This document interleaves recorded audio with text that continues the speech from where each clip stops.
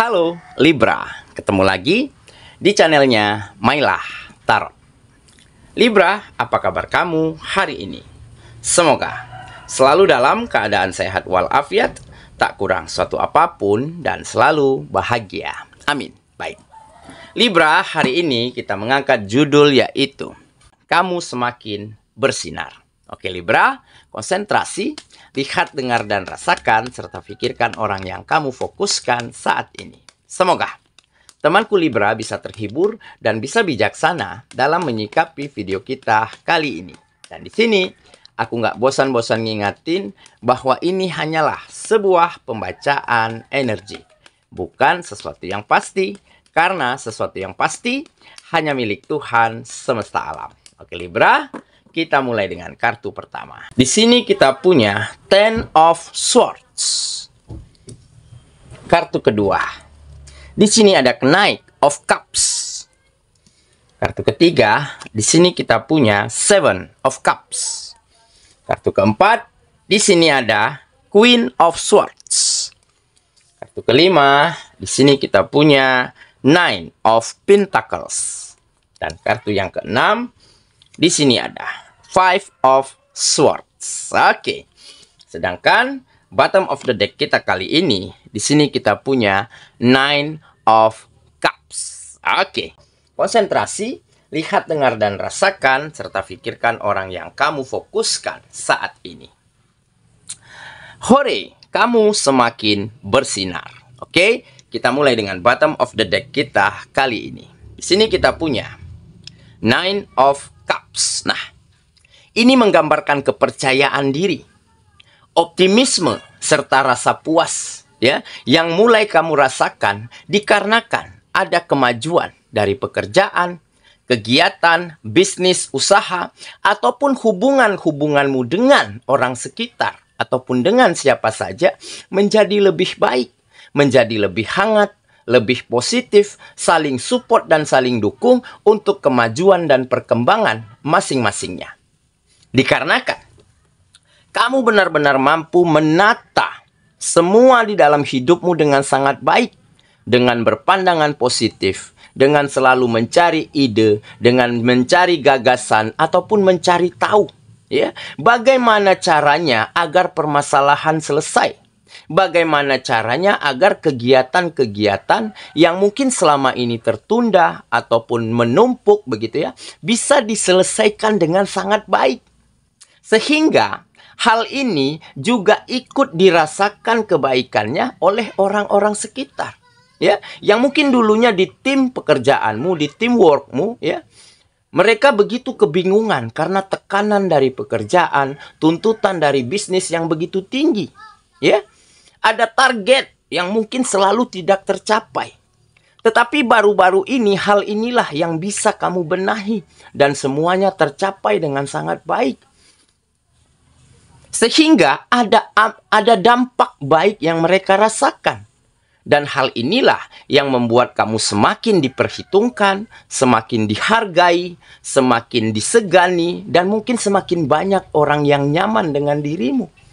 Karena kamu nggak berhenti untuk belajar, untuk bertanya, mencari tahu, mencari ide dan gagasan, bagaimana semua ini bisa berjalan dengan semestinya. Ya? Dan tentunya permasalahan-permasalahan yang mungkin kamu hadapi selama ini mulai terselesaikan satu demi satu. Ya?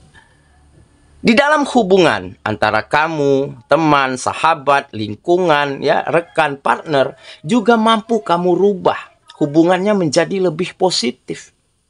Kamu tidak lagi membahas topik-topik yang mungkin negatif. Kamu berusaha untuk agar bisa berbagi ide, berbagi gagasan. Bercerita tentang topik-topik untuk membangun satu sama lainnya.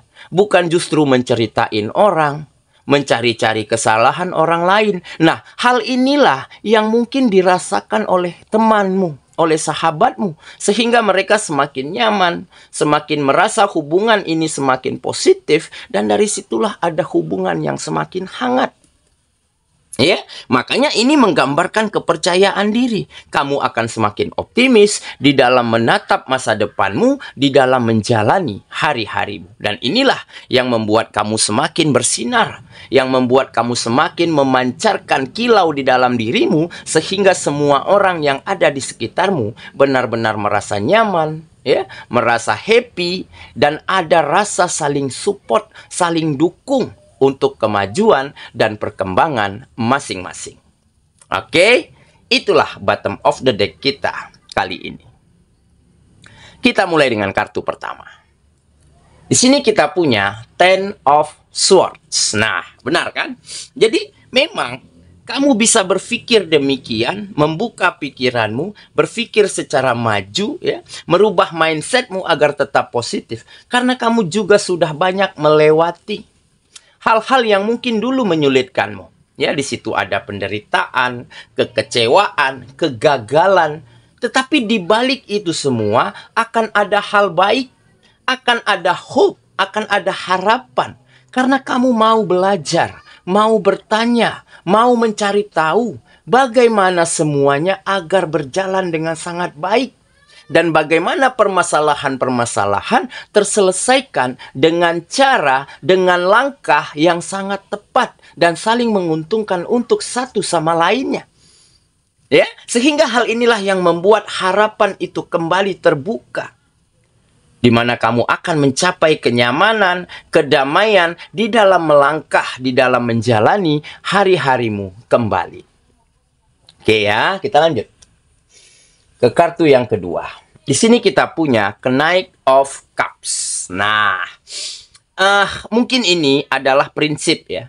Kamu memegang prinsip bahwa kamu nggak ingin nih semena-mena. Kamu nggak ingin apa yang keluar dari dalam dirimu ya ternyata nantinya menyakiti, melukai, mengecewakan orang di sekitarmu. Makanya kamu tergambar sebagai sesosok pribadi yang hati-hati, yang waspada terhadap hal-hal yang keluar dari dalam dirimu. Sedapat mungkin kamu nggak ingin ya perkataanmu, sikapmu, cara-caramu berteman, bersahabat itu dapat melukai dan menyakiti hati orang sekitarmu. Karena kamu tahu nih, jika kita sakiti orang lain, jika kita kecewakan orang lain hari ini, maka kedepannya bisa saja kita akan sakit dan akan kecewa lebih dari apa yang kita perbuat.